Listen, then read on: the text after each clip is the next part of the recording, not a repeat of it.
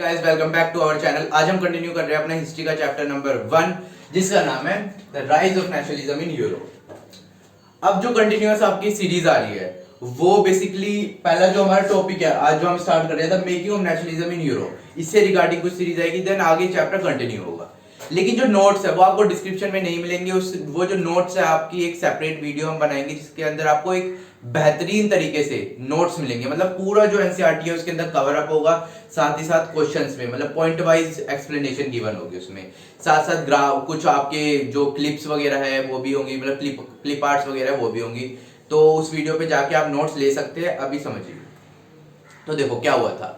अब उस टाइम की जो बात है मिड 17th सेंचुरी की बात करें हम या 16th की स्टार्टिंग 17th की स्टार्टिंग की बात करें अगर हम, तो वहां पे जो लोग हैं वो काफी ज्यादा डाइवर्स थे। उनकी कोई भी एक कॉमन आइडेंटिटी नहीं थी। अगर एग्जांपल के तौर पे अगर मैं बात करूं तो जो हैब्सबर्ग एम्पायर था, देखा होगा आपने, सुना भी होगा हल्का फुल्का, नहीं सुना तो आप सुन लो। जो हैब्सबर्ग एम्पायर था वहां पे जर्मन बोलते थे लोग, वाइल जो गैलिशिया थे, गैलिशिया जो प्लेस था वहां पे पीपल जो है वो पोलिश लैंग्वेज बोलते थे।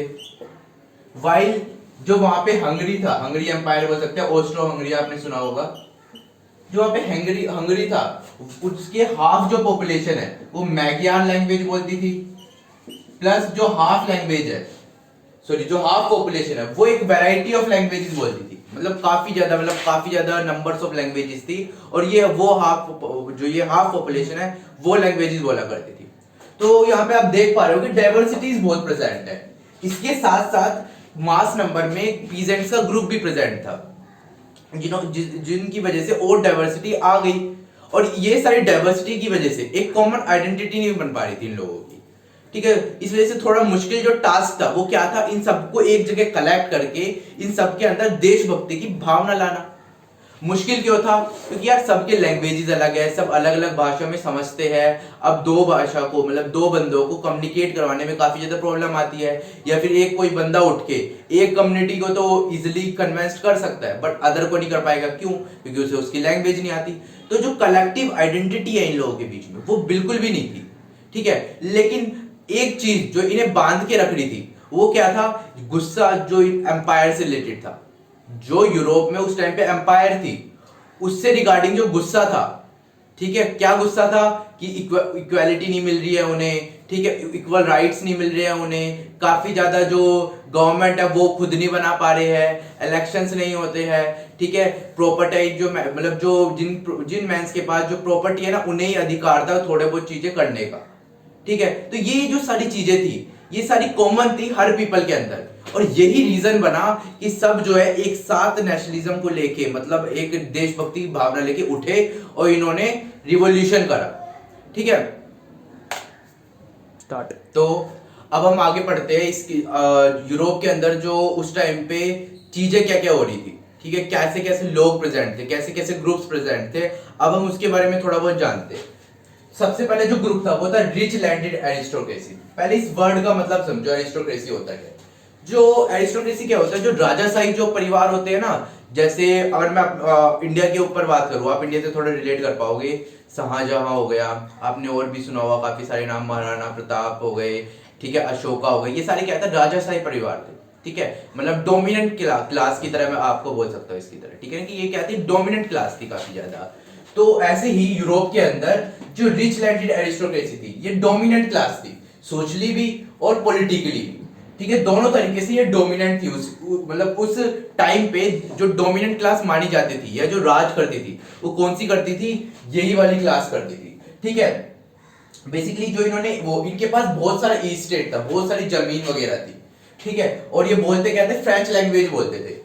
अब देखो यूरोप इतनी बड़ी कंट्री थी, मैंने अभी आपको डाइवर्स कल्चर बता दिया, तो ऑब्वियसली बात है कि ये जो एरिस्टोक्रेसी होंगे ये भी डाइवर्स होंगे। लेकिन ये सारे यूनाइट कैसे थे? क्योंकि ये सारे अमीर थे। एग्जाम्पल ले लो यार, कुछ ग्रुप ऑफ बिजनेसमैन है, चाहे वो कैसा भी बिजनेस करते हो, मैटर नहीं करता, चाहे वो टी का करते हो, चाहे कोई इंडस्ट्रियलिस्ट हो, बड़ा स्टील का करता हो, बिजनेसमैन क्लास तो बिजनेसमैन ही होती है ना, सब एक साथ यूनाइट ही होंगे, ठीक है। वो अपने लेवल के दर्जे से बोलते हैं ना, अपने लेवल के दर्जे वाले को तो हम सेम ही समझते हैं। तो ऐसे यहाँ पे था, डाइवर्स तो थे ये भी लोग, लेकिन ये सारे यूनाइट थे। यूनाइट क्यों थे? क्योंकि इन सबकी एक ही थिंकिंग थी, या फिर एक ही तरीके से एक ही लेवल पे आते थे ये लोग। इस वजह से ये लोग किससे कनेक्टेड थे? मैरिजेस से कनेक्टेड थे।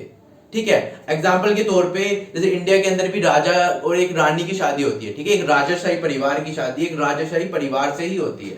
ठीक है, तो यही होता है कि एरिस्टोक्रेसी की जो क्लास थी उसमें जो राजाशाही परिवार था उनकी जो शादियां थी वो एक राजाशाही परिवार से होती थी। अब वो मैटर नहीं करता कि वो कहाँ की है और कहाँ का है, यूरोप में, ठीक है, तो कहीं पे भी हो सकती है, लेकिन ये कनेक्टेड किससे थे?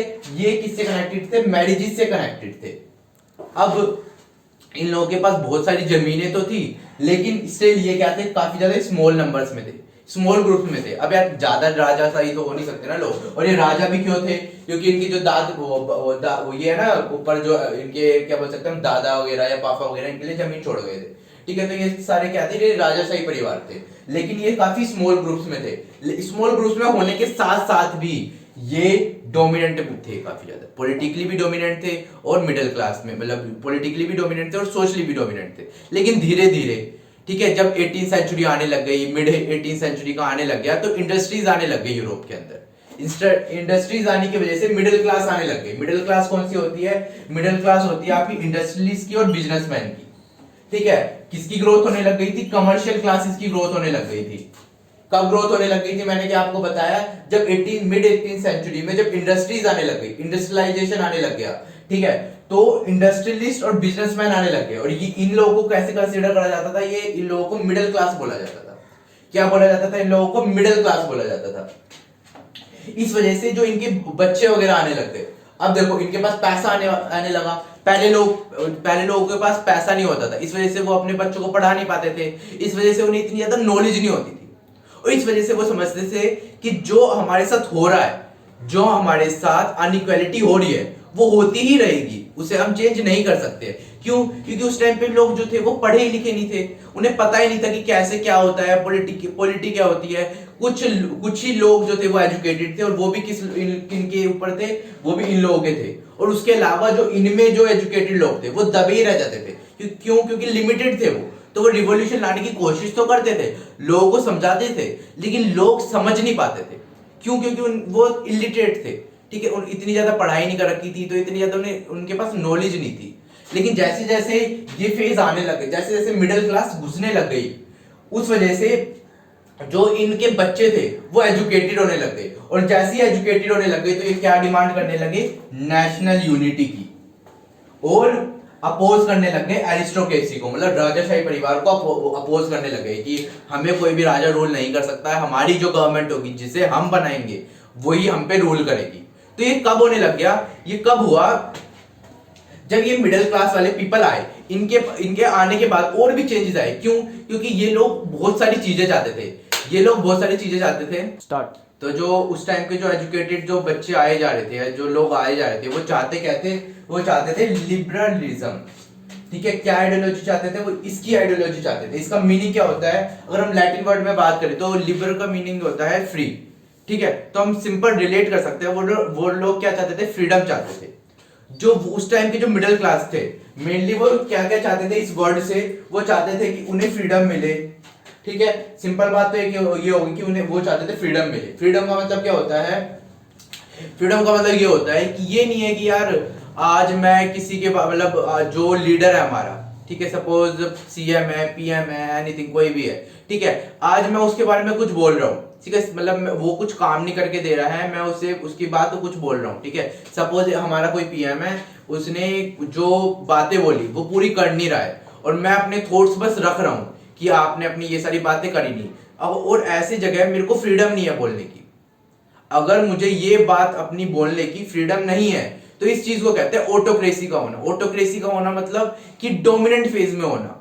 आप किसी और की बातें सुन ही नहीं रहे हो, बस अपनी ही रख रहे हो, ठीक है, और सबकी बातें छोड़ो, भाड़ में जाए। अपनी बातों को जहां पे हम डोमिनेंट रखते हैं ना, या फिर एक जो राजाशाही परिवार जो डोमिनेंट हो जाता है, उससे कहते हैं ऑटोक्रेसी। ठीक है, जिसे हम मोनार्कियल फॉर्म भी कह सकते हैं, एक तरीके से कह सकते हैं। ठीक है, तो उस टाइम के जो लोग थे वो क्या चाहते थे? वो फ्रीडम चाहते थे। दूसरी बात इक्वालिटी चाहते थे, इक्वालिटी बिफोर लॉ, मतलब जो राजाशाही परिवार हो, चाहे कोई मिडिल परिवार हो, चाहे कोई पीजेंट का ग्रुप हो, सबको इक्वली ट्रीट करा जाए लॉ के आगे। पहले क्या होता था, ये हो क्या रहा था इनकी सोसाइटी में, इनकी सोसाइटी में हो रहा था जो राजाशाही परिवार हो गए या जो मिडिल क्लास हो गए, जो टॉप लेवल पे क्रीम लेयर जो होती थी, उन सबको अलग तरीके से ट्रीट करा जाता था, और जो लोअर लेवल में जो लोग थे, पीजेंट ग्रुप था या फिर लोअर मिडिल क्लास जो थे, उन सबको अलग तरीके से ट्रीट करा जाता था। इन्होंने अगर कोई क्राइम करा तो किसी और तरीके से इन्हें ट्रीट करा जाएगा, मतलब ज्यादा पनिशमेंट नहीं मिलेगी। वाइल अगर इन्होंने अगर पीजेंट ग्रुप ने अगर कोई क्राइम करा तो इन्हें ज्यादा हार्श पनिशमेंट भी दी जाती थी। तो ये चाहते थे कि इन्हें इक्वालिटी मिले लॉ से पहले। दूसरा ये क्या चाहते थे, ये चाहते थे कि रिप्रेजेंटेटिव गवर्नमेंट मिले। रिप्रेजेंटेटिव गवर्नमेंट मतलब हम ही बनाए गवर्नमेंट को, और रिप्रेजेंटेटिव गवर्नमेंट कहां से बने, ये बने पार्लियामेंट के थ्रू बने। पार्लियामेंट के थ्रू क्यों चाहते थे लोग, क्योंकि पार्लियामेंट के थ्रू लोग इलेक्ट करते हैं। पार्लियामेंट में जो गवर्नमेंट होते हैं उसमें जो पीपल्स है, जो सिटीजन्स है, वही सिलेक्ट करते हैं उस गवर्नमेंट को। दूसरा वो क्या चाहते थे, वो चाहते थे एंड ऑफ ऑटोक्रेसी। ऑटोक्रेसी का अभी मैंने आपको मतलब बताया था, जो राजाशाही जो परिवार अपनी चलाते थे ना, डोमिनेंट फेज चलाते थे, उसका एंड हो जाए और वहां पे क्या आ जाए, डेमोक्रेसी आ जाए या फिर लोगों के बारे में सुनने लग जाए। लास्ट वो क्या चाहते थे, वो चाहते थे प्रोटेक्शन हो जाए उनकी प्राइवेट प्रॉपर्टी की। क्या मतलब है इसका, देखो उस टाइम पे क्या होता था, अब राजाशाही जो परिवार थे, ठीक है, वो उन्हें अपनी चलानी होती थी। सपोज उनका एक एम्पायर है, ठीक है, आज रात में वो मतलब उनके थॉट है कि जो नेक्स्ट एम्पायर है, जो नेक्स्ट प्लेस है, उसे भी आज मैं हड़प लूं, तो वो उसी टाइम वॉर कर देते थे उनके आगे। मतलब कोई प्रोटेक्शन नहीं थी उनकी प्रॉपर्टी के लिए। अगर आज और उस टाइम पे मेरी कोई प्रॉपर्टी होती, ठीक है, और मैं लोअर मिडिल क्लास से होता, तो मेरी प्रॉपर्टी जो है वो सिक्योर नहीं है। कोई भी जो राजाशाही परिवार है, कोई भी जो एरिस्टोक्रेसी ग्रुप है, वो मेरे से वो प्रॉपर्टी इजीली छीन सकता था, मतलब बिना कहे सुने वो छीन सकता था मुझे मार पीट के। तो उस टाइम पे कोई जो प्राइवेट प्रॉपर्टी उसकी प्रोटेक्शन नहीं थी। तो सबसे इंपॉर्टेंट लोग चाहते थे कि हमें प्रोटेक्शन मिले। जो हमारी, देखो कोई भी जो इंसान होता है वो किससे जाना चाहता है, अपनी प्रॉपर्टी, ठीक है, वो किससे जाना चाहता है, आसपास में अगर मैं इकोनॉमिक स्फीयर में बात करूं तो वो कैसे जाना चाहता है, प्रॉपर्टी कैसी है उसकी, ठीक है, लेन देन कैसा है उसका। अब अगर यही चीज वो प्रॉपर्टी उससे छीन ली जाएगी तो उसकी इकोनॉमिक स्फीयर में कोई वैल्यू तो रह नहीं जाएगी। तो इस वजह से उस टाइम पे जो लोग है वो क्या चाहते थे कि प्रोटेक्शन मिले उन्हें प्राइवेट प्रॉपर्टी की। स्टार्ट। तो अब बात करते हैं लिबरलिज्म की दो स्फीयर्स में, पॉलिटिकल स्फीयर्स में और इकोनॉमिक स्फीयर्स में। तो पॉलिटिकल स्फीयर में क्या था, देखो पहले यही था कि जो हर इंसान को, हर मैन को इलेक्शन का राइट था। लेकिन जैसे ही नेपोलियन आ गया उसने दोबारा से ये जो राइट था इसे वो खत्म कर दिया, ठीक है, और सफरेज को किसने बदल दिया, इसने बदल दिया लिमिटेड सफरेज में।